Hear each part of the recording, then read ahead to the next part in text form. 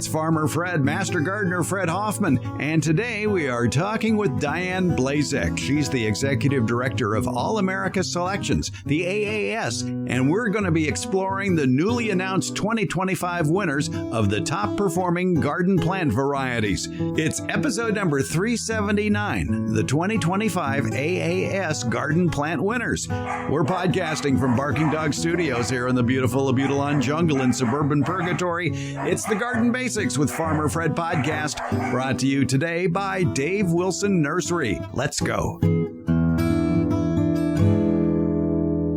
If you've listened to the Garden Basics podcast for any length of time, you know that when myself and my guests come around to recommending varieties of plants to grow in the yard, we tend to veer towards those that are winners, specifically All America Selections winners, to try if you've never tried a particular vegetable or flower or herb before.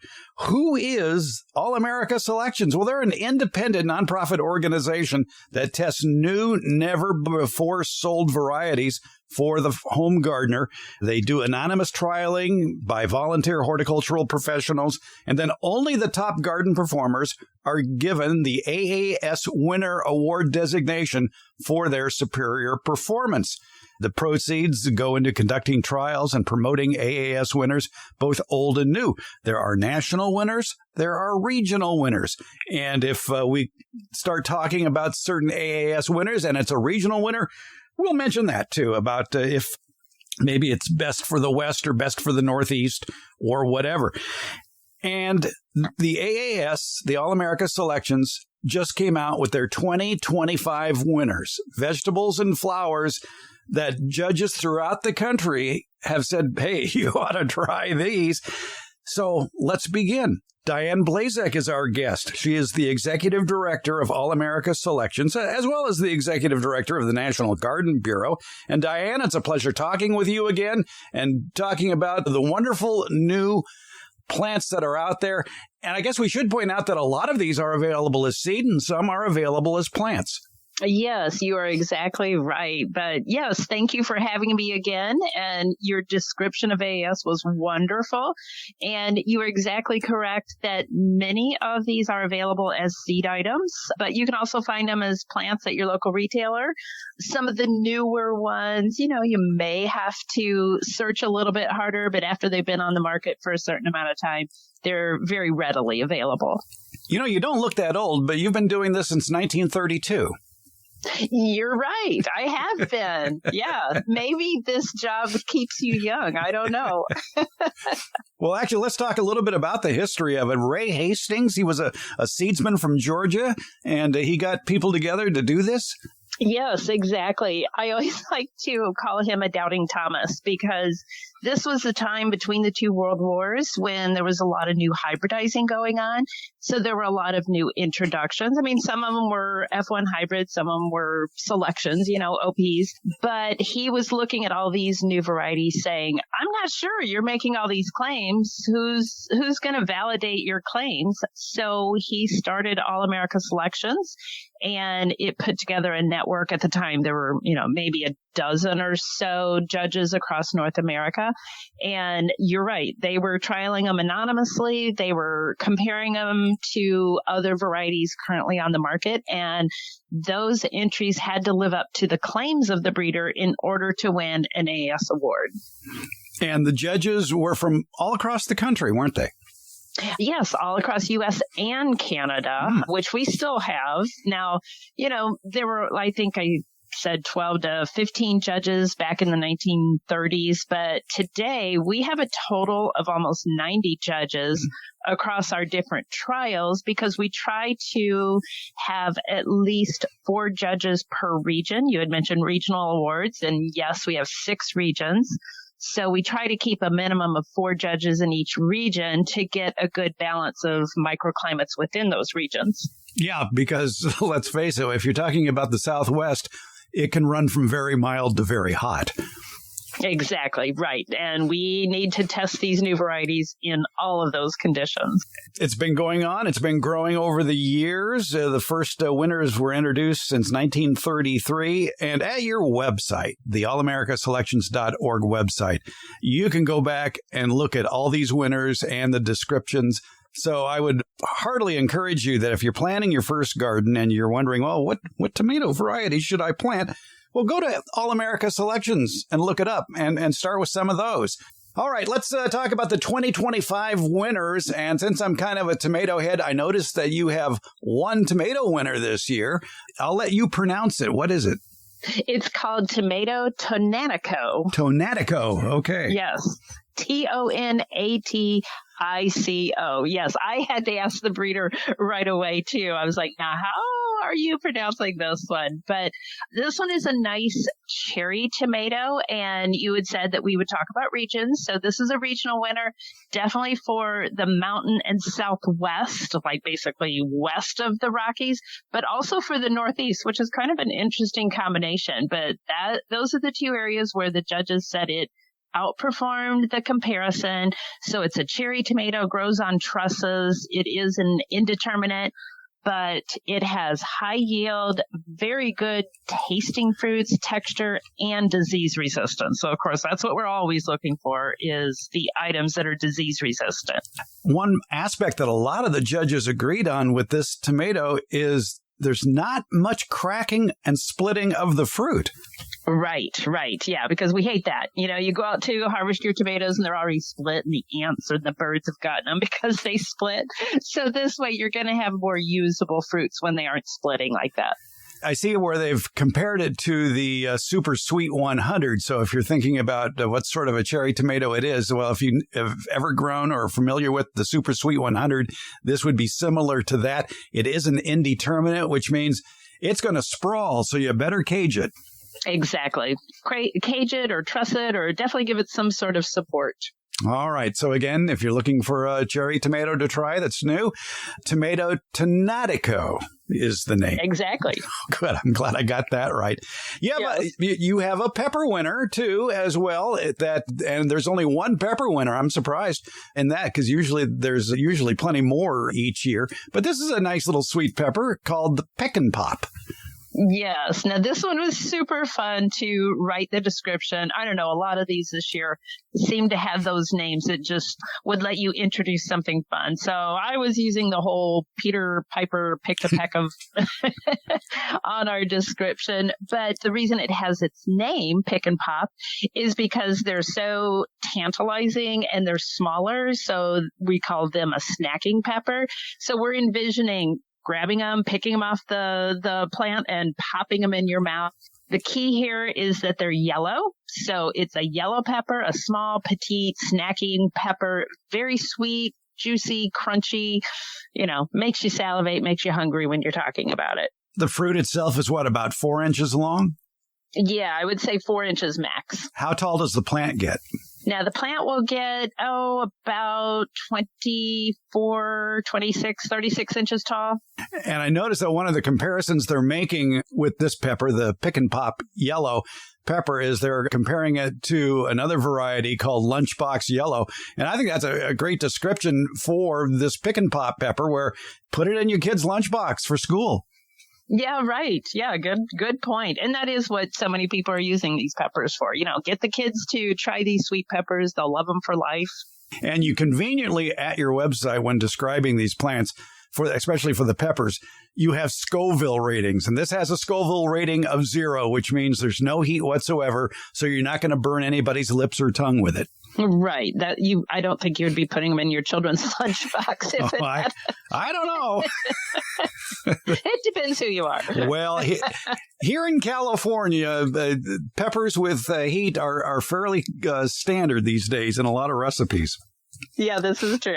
Speaking of which, I've got a question from a listener who has an aversion to hot peppers.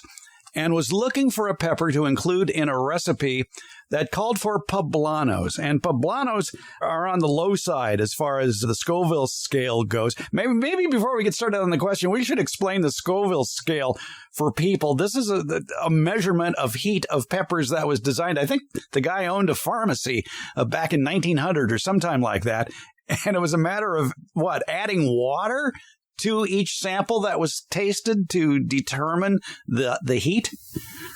Well, I remember when I was first reading about this, it's interesting that it was so subjective, because one person's determination. But yes, that's what he was doing, was setting up a scale for Scoville units. Exactly. And the higher the number, the more heat there is.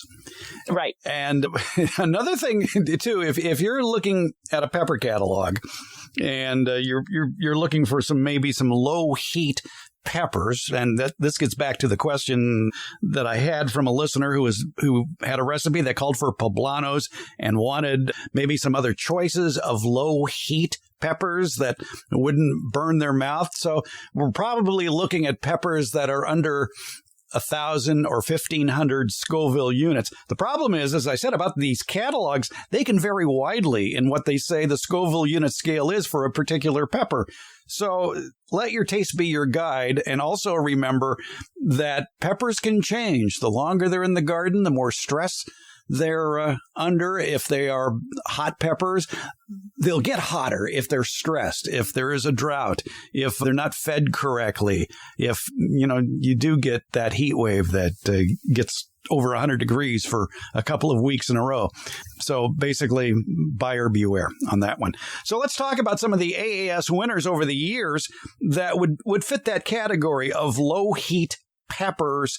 And in my own research, besides the poblano, I found things like the cubanelle and the aje dulce, also known as the cachucha pepper, which are pretty low.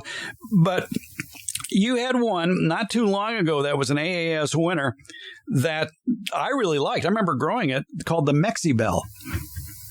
Yeah, the Mexibel. It actually looks more like a sweet pepper, but does have just a little bit of heat. And it's a nice red pepper, if you let it mature to red. So that would be a good choice. I think the mariachi would be another one. Now, that one does go up to maybe 1,500 or 2,000.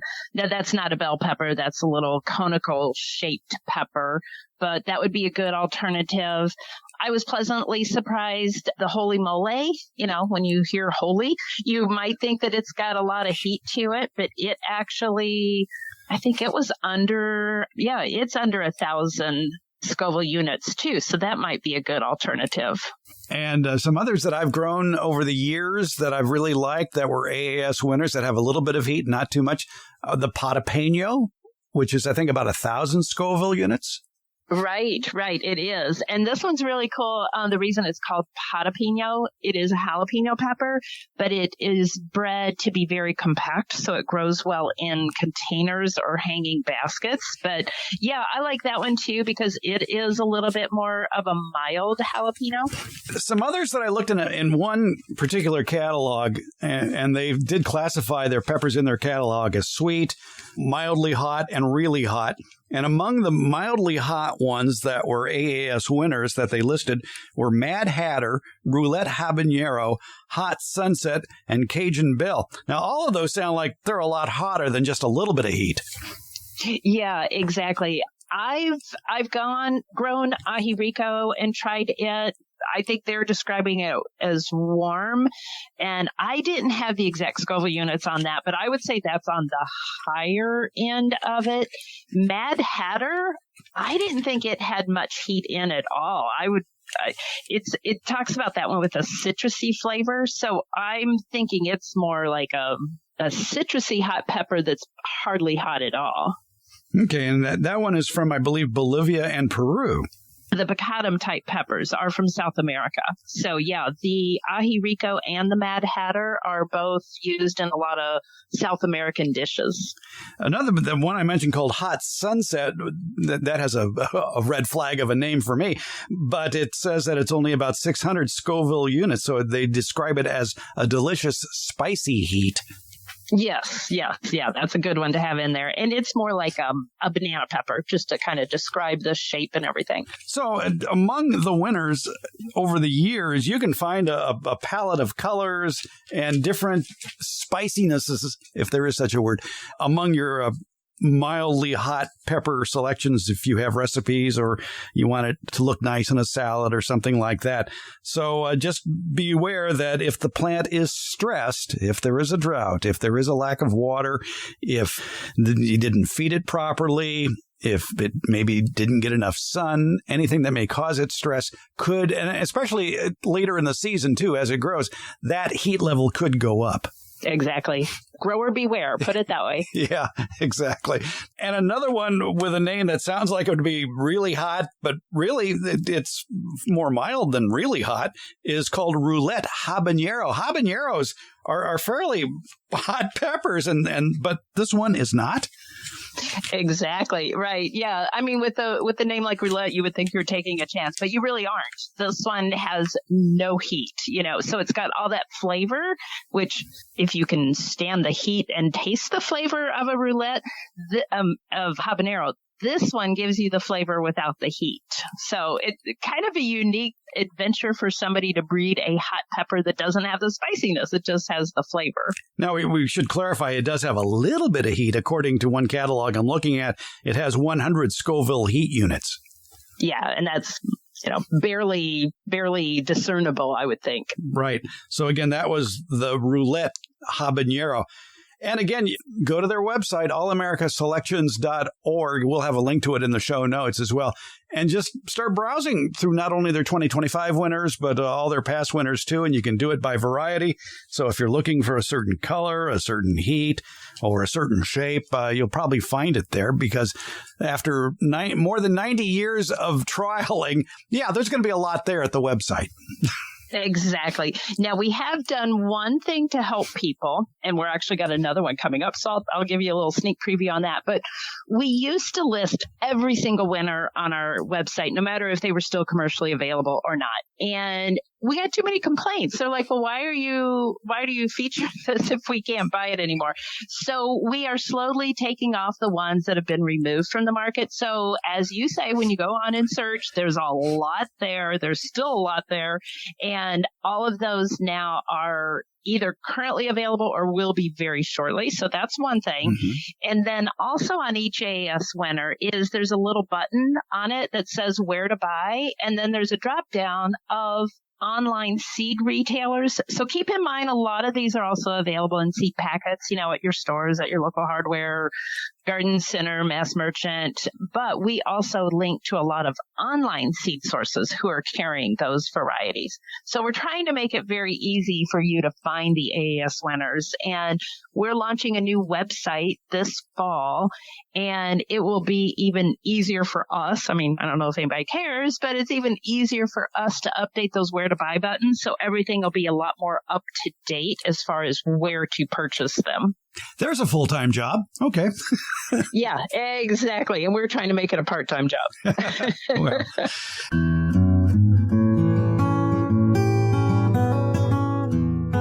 Now's the time to plan the what and the where of what you want to plant for the future. And to help you along, it pays to visit your favorite independently owned nursery on a regular basis throughout the fall and winter just to see what's new. And coming soon to that nursery near you is Dave Wilson Nursery's excellent lineup of farmers market favorites, great tasting, healthy fruit and nut varieties. They'll already be potted up and ready to be planted. And we're also talking about a great selection of antioxidant-rich fruits, such as blueberries, blackberries, raspberries, goji berries, grapes, kiwi, mulberries, gooseberries, figs, and pomegranates. Wholesale grower Dave Wilson Nursery has probably the best lineup of great tasting fruit and nut trees of any grower in the United States. Find out more at their website, davewilson.com. And while you're there, check out all the videos they have on how to plant and grow all their delicious varieties of fruit and nut trees. Plus, at davewilson.com, you can find the nursery nearest you that carries Dave Wilson's plants.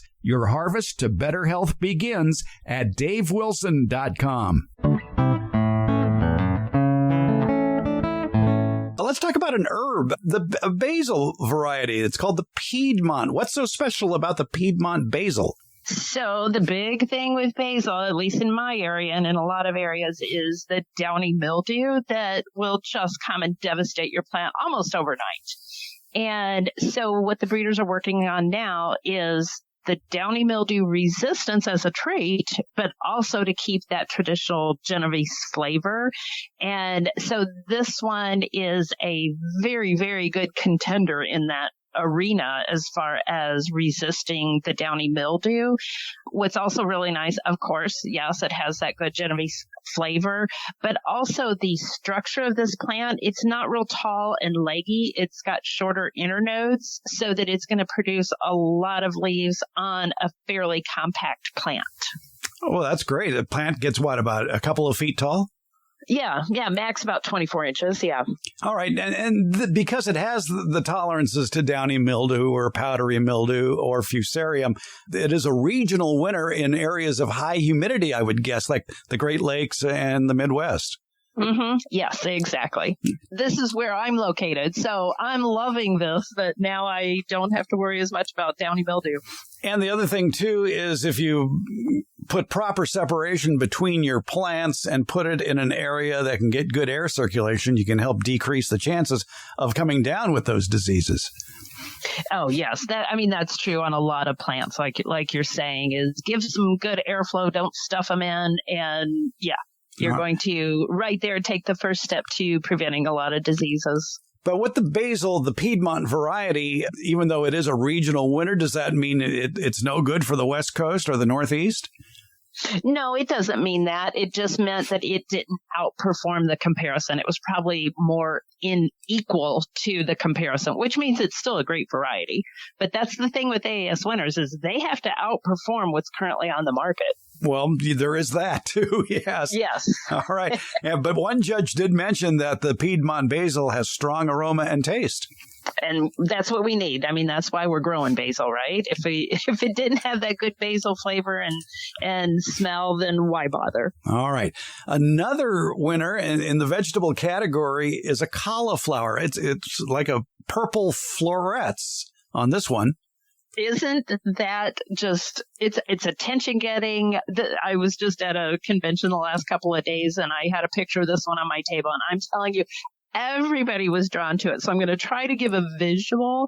They've got some really nice photography and it's on a black background. So just imagine, first of all, it's a sprouting cauliflower. So it has very long stems and it's not a big cauliflower like brain looking thing. It's a stem.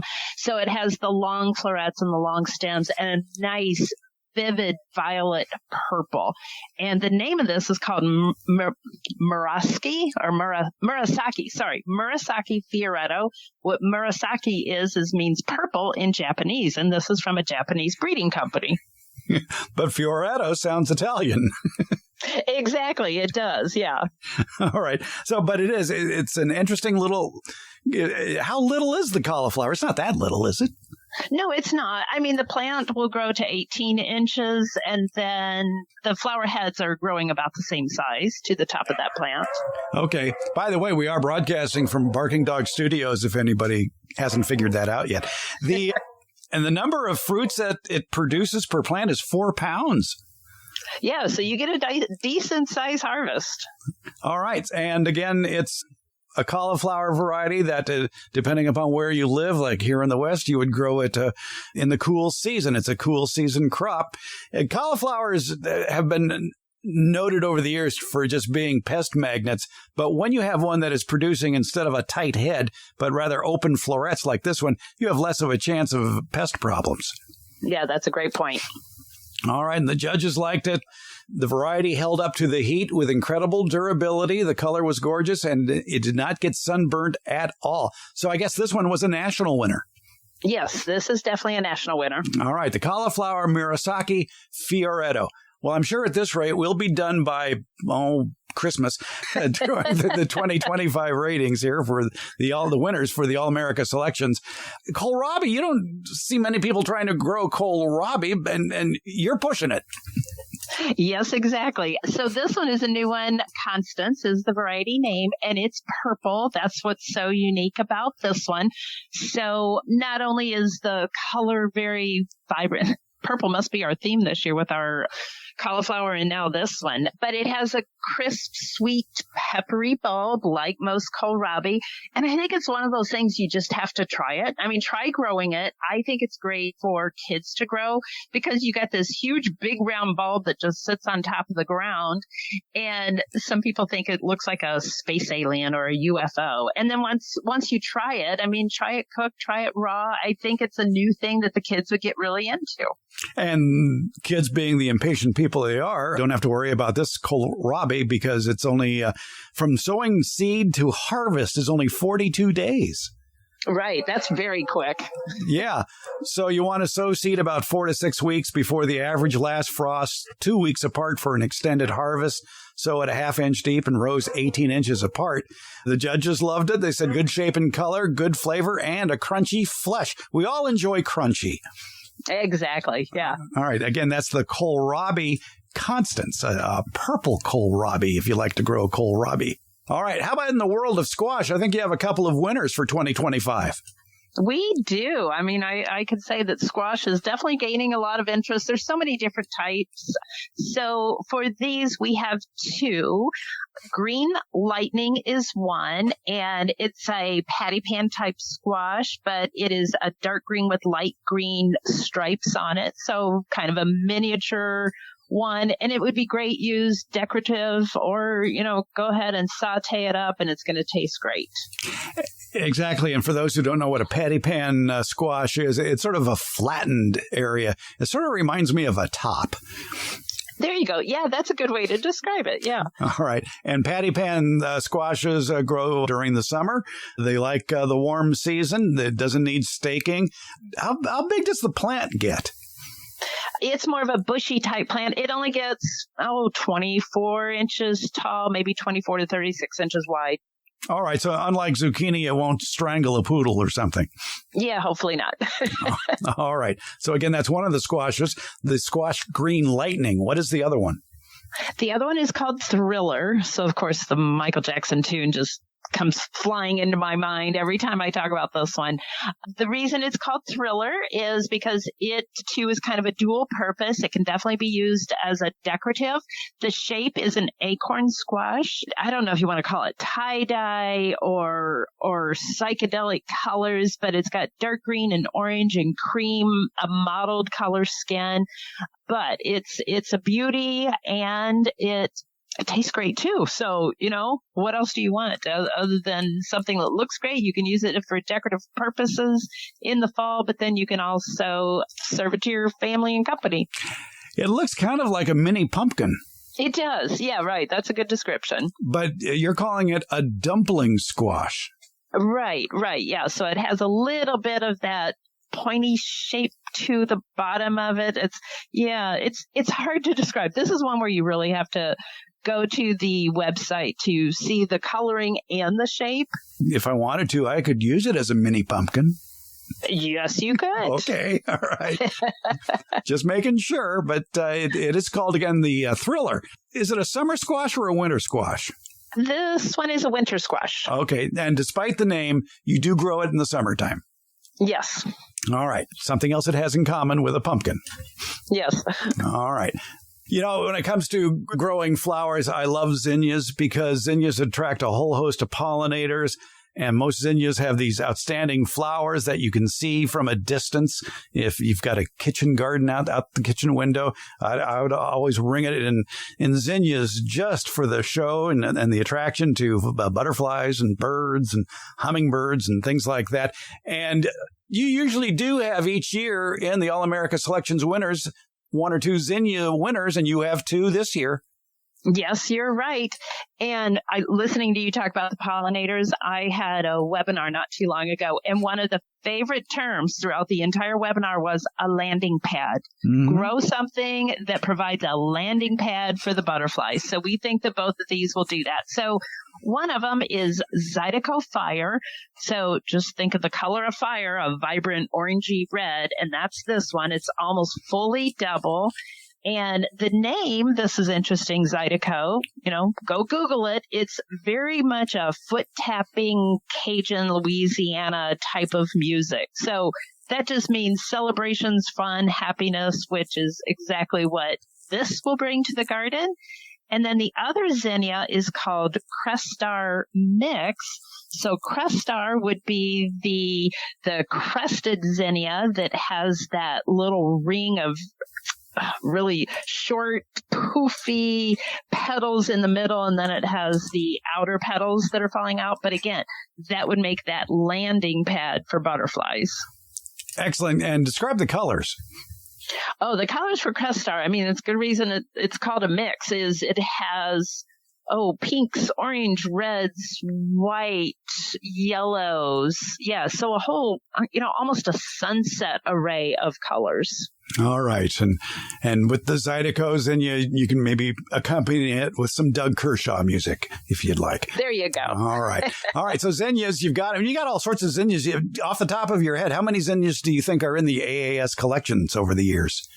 Oh, goodness. Well, for one, like the Profusion, the whole series has been winners over the years. So I'm going to say we probably have 40 different zinnias.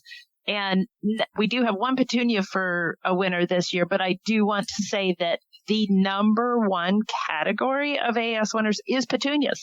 Everybody would think it would be tomatoes or peppers, but we've had more petunia winners than any other plant class. Well, since you brought it up, let's talk about the petunias that are 2025 winners, and you've got a couple of them. We do, yes. The two are Shake Raspberry is one, and I'll try to describe it. Well, I don't have to describe it.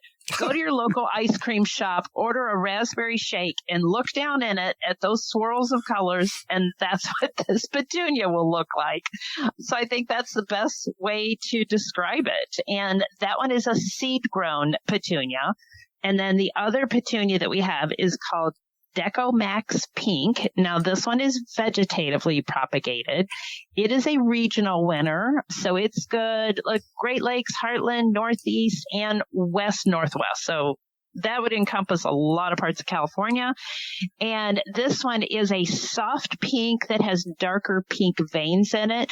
Very much a trailing spreading habit. I'm thinking it grows about 24 to 36 inches wide, but stays 18 to 24 inches tall. So, you're getting a lot of bang for your buck with something like a Deco Max. A lot of the judges with the Deco Max really appreciated its vigor, too.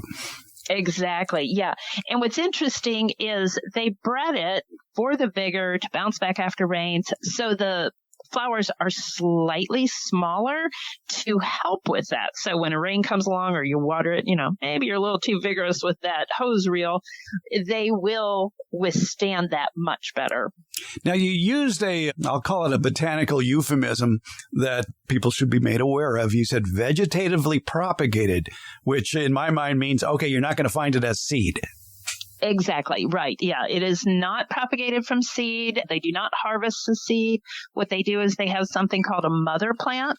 And then what they do is they take unrooted cuttings, which are tiny. They're usually maybe an inch tall from that mother plant. And then they just propagate additional plants from that one mother stock. Sort of like sourdough starter. That's a good way to describe it, yes. All right. But we should point out this is not a GMO plant. No.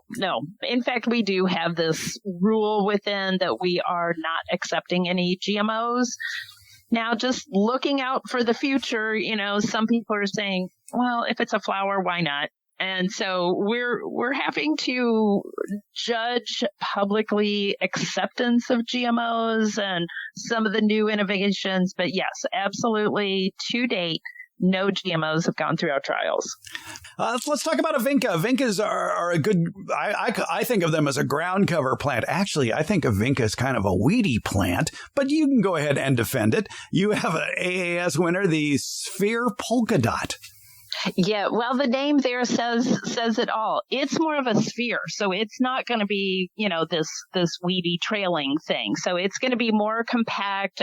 Polka dot, it's the white flowered vinca with the little rose colored center. And so, yeah, what this one was bred for is the compact, the uniformity, and its rounded habit with plenty of white flowers to give you that. And what's great about vinca, it is very drought and heat tolerant. And it attracts pollinators.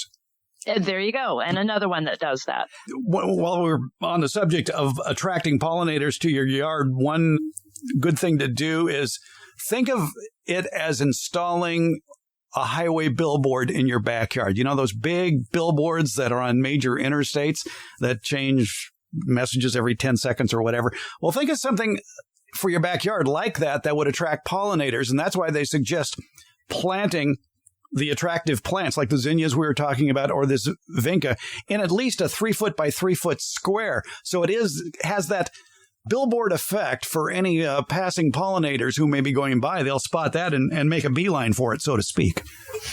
That's a great tip. And another kind of association with highways is, let's say you have a little strip and then your neighbor, 50 yards away has another little strip. So you're kind of making a highway for them. So they can come here, they're attracted, and they come here and they slurp up all your pollen and nectar, and then they're going to go to your neighbors. So that's a good thing to do to get your neighbors involved in planting for pollinators as well. Mm-hmm. Or if you have what is called back east a health strip, out here we call it a parkway, that area between the sidewalk and the street, and you want something decorative in there, planting a single variety in that area, as long as it isn't susceptible to diseases and can take a little bit of foot traffic, is a great way to also attract pollinators. That's another good tip, yes. All right. So the Vinca AAS winner for 2025, the Vinca Sphere Polka Dot. It is. All right. We mentioned the petunias that you have, but you also have a really interesting looking snapdragon called the Double Shot Yellow Red Heart. Yes. So it kind of the name defines the look or the color. So double shot, meaning it's a double flower. Yellow red heart. So it's a yellow flower with a rosy red center to it. So it's a two-toned type flower. And this one, its sister won last year, and it's an orange bicolor. So this double shot is a whole series, and now they have 2 colors in that series that have won. But you do have some interesting links, too, when people go to the website allamericaselections.org and they're looking at the snapdragon we're talking about, and you have a page or a link on the instructions for this snapdragon called Professional Grower Culture Instructions, and that can help give you some hints and clues as to the best ways to grow it.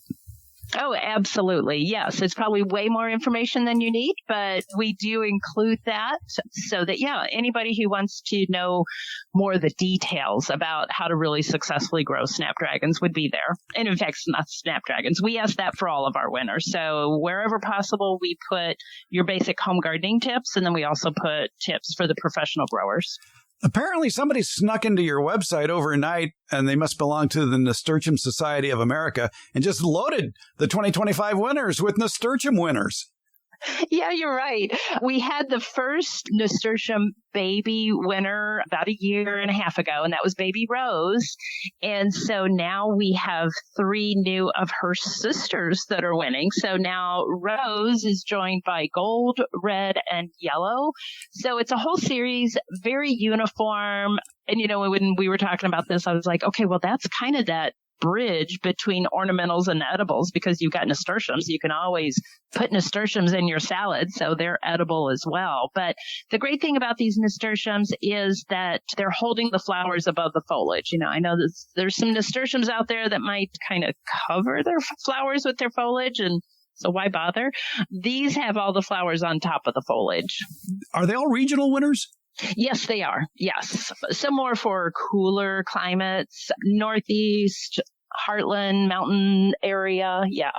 All right. And that's true for all 3 of the nasturtium baby varieties mentioned in 2025.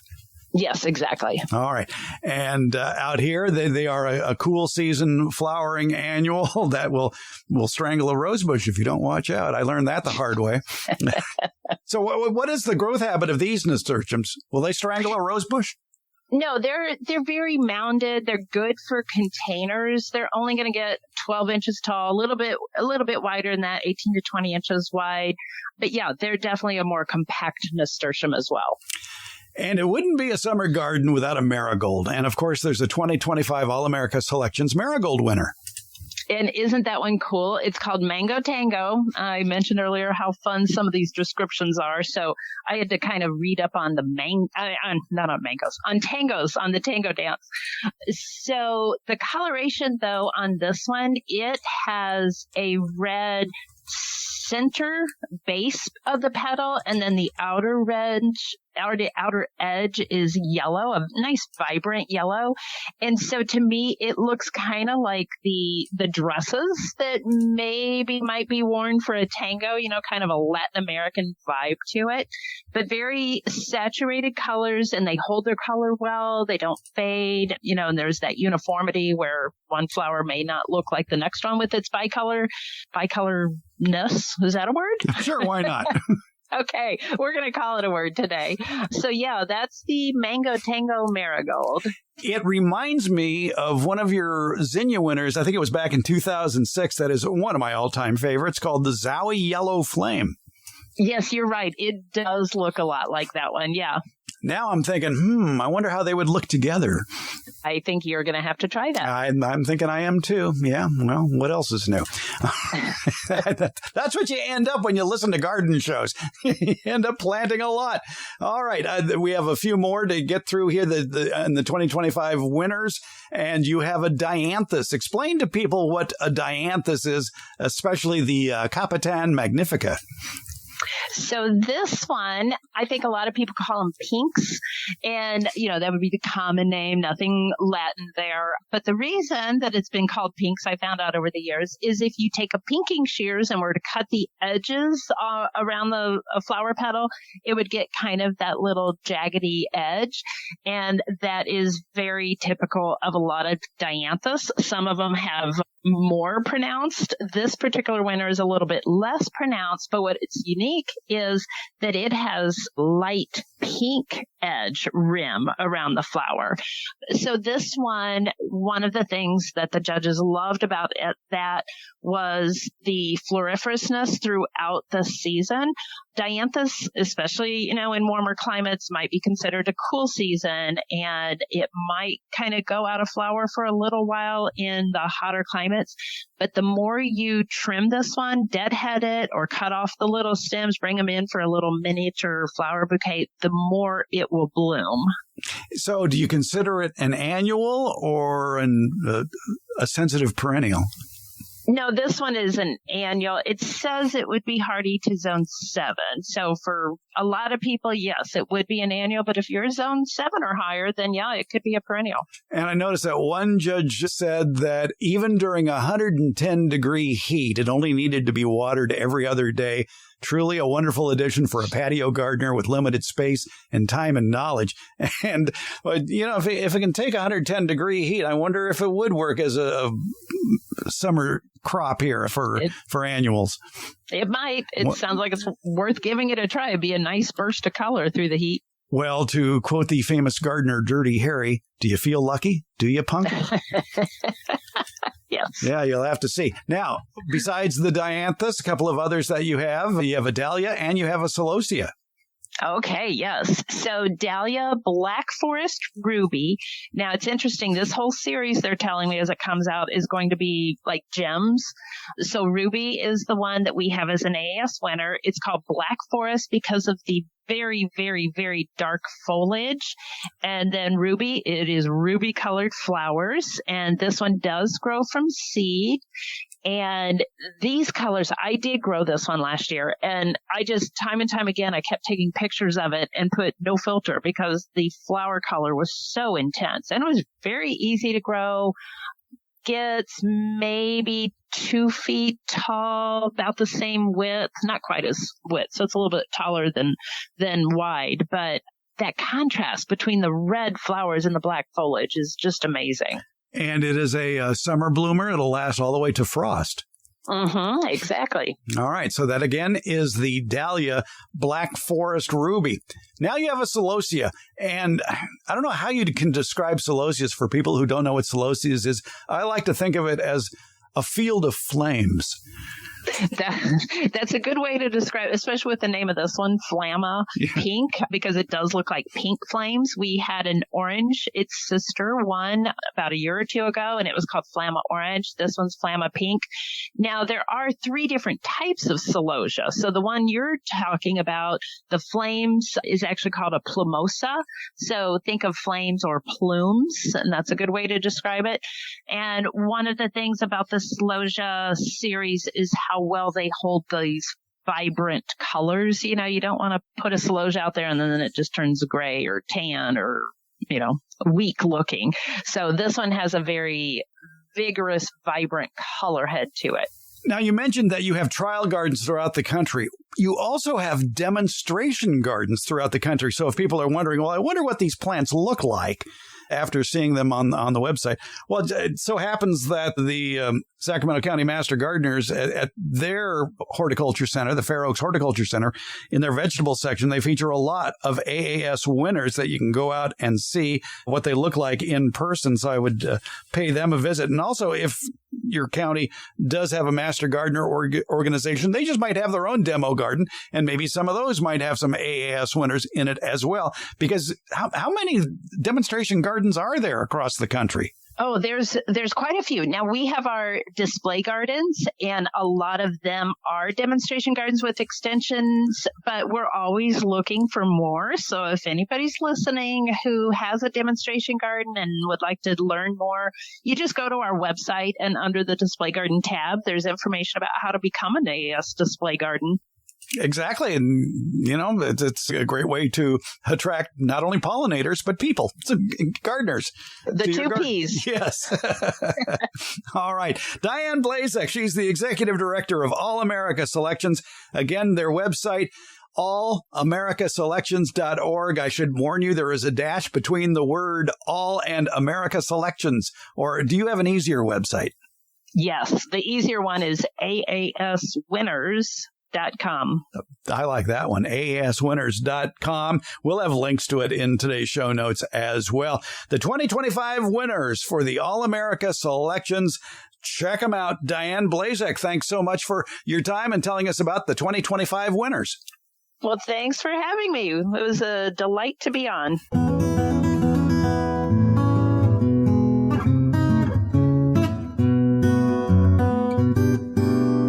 If you're listening to today's episode about the 2025 All-America Selections plant winners on the day this episode comes out, Friday, February 14th, did you forget that today is Valentine's Day? Uh-oh.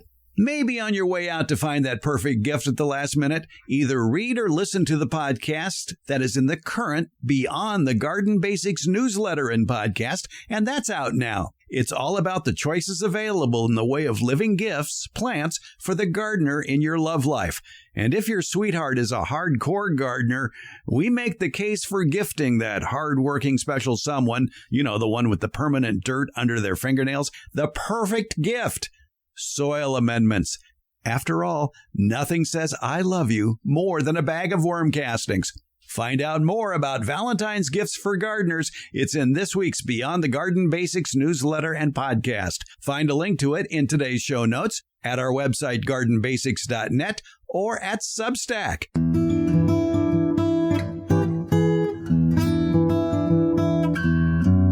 Garden Basics with Farmer Fred comes out every Friday, and it's brought to you by Dave Wilson Nursery. Garden Basics is available wherever podcasts are handed out. For more information about the podcast, as well as an accurate transcript of the podcast, visit our website, gardenbasics.net. And thank you so much for listening and your support.